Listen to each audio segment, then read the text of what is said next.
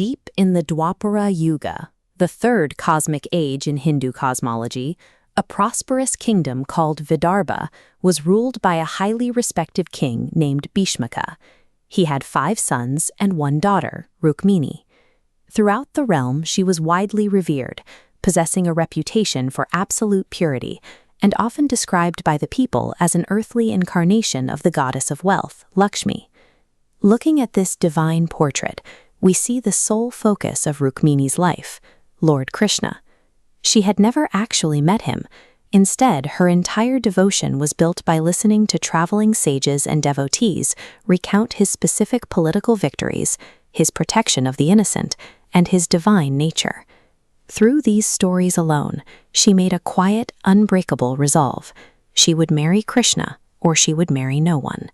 Her eldest brother, Rukmi, had entirely different plans. As the heir apparent to the Vidarbha throne, he held a deep-seated hatred for Krishna and was aggressively focused on expanding his own geopolitical power across the region. To consolidate that power, Rukmi overrode his sister's wishes entirely. He brokered a strategic military alliance by arranging her marriage to King Shishupala, a neighboring ruler with a well-documented history of cruelty and arrogance. The political machinery moved fast. The wedding date was set for the immediate future, and the palace was locked down. Heavily armed guards patrolled the perimeter, trapping Rukmi inside a highly secure fortress as the clock ran down to a forced marriage. By treating his sister as a geopolitical bargaining chip, Rukmi escalated a personal spiritual choice into a full-scale crisis. He forced a direct collision between his own political tyranny and the ancient concept of dharma, the cosmic law of righteousness and duty. Rukmini refused to accept the role of a passive victim. Using a highly trusted Brahmin priest as her messenger, she bypassed her brother's heavy security network. The priest slipped past the guards, carrying a single sealed letter. We can look at the text of an ancient Sanskrit manuscript like this one to understand exactly what she wrote.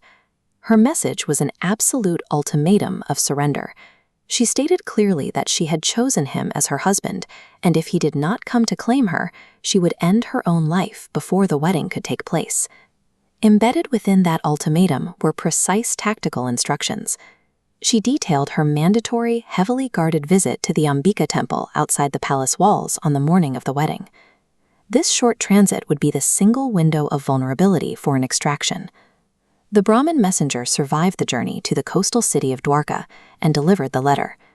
Krishna read the contents and instantly recognized the sheer, unyielding force of Rukmini's faith. He didn't hesitate. Smiling at the depth of her devotion, Krishna immediately mobilized his chariot and raced out toward the Vidarbha kingdom. Shortly after, his elder brother, Balarama, deployed a heavily armed Yadava military detachment to follow him. By drafting that letter, Rukmini dismantled her brother's trap. She took control of the timeline, transforming her own hostage situation into a highly coordinated, divine rescue mission. The morning of the wedding arrived.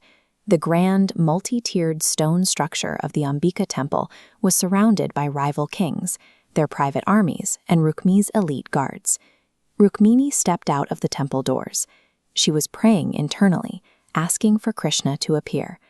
As she looked out past the heavy guard presence, she saw it, the blinding, divine light of Krishna's chariot waiting in the distance.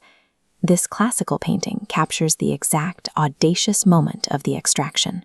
In full view of the stunned political elite and heavily armed soldiers, Krishna stepped down, grasped her hand, and pulled her up into his chariot. It took only seconds for the shock to wear off. Enraged by the public humiliation, Shishupala, Jarasandha, and a furious Rukmi mobilized their massive armies and gave chase. The ensuing battle was brutal and highly asymmetrical. Balarama's Yadava forces arrived and intercepted the bulk of the pursuing armies, while Krishna surgically targeted and neutralized the rival kings leading the charge. Finally, Rukmi broke through the lines to force a one-on-one duel with Krishna. The fight was incredibly brief. Krishna systematically dismantled his attacks, disarmed him, and prepared to deliver a lethal blow. But before the weapon fell, Rukmini stepped in. She pleaded with Krishna to spare her brother's life. Honoring her request, Krishna lowered his weapon, allowing Rukmi to live with the humiliation of his defeat. This sequence of extreme violence, abruptly ending in mercy, illustrates a core principle of the narrative. Divine intervention carries the absolute power to crush opposing forces, but it is ultimately governed by compassion and the precise wishes of the devotee. This traditional royal wedding painting illustrates the aftermath. The narrative moves entirely away from the dust and chaos of the battlefield and into the secure, triumphant city of Dwarka. Here, safely within his own borders, Krishna and Rukmini completed their marriage. They stood before the sacred fire, their union sanctified by Vedic mantras and celebrated with a shower of flowers from the approving gods. Rukmini's story defines Bhakti, or devotion, as an active force.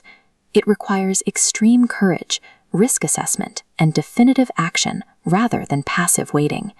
She combined absolute, unyielding surrender to her faith with a highly strategic tactical plan. By doing so, she effectively forced the hand of the divine, leaving Krishna no choice but to intervene. Over thousands of years, this epic has been preserved as an active spiritual blueprint. It provides a highly specific set of instructions for overturning massive worldly obstacles through spiritual alignment. The ultimate philosophical takeaway is clear and precise.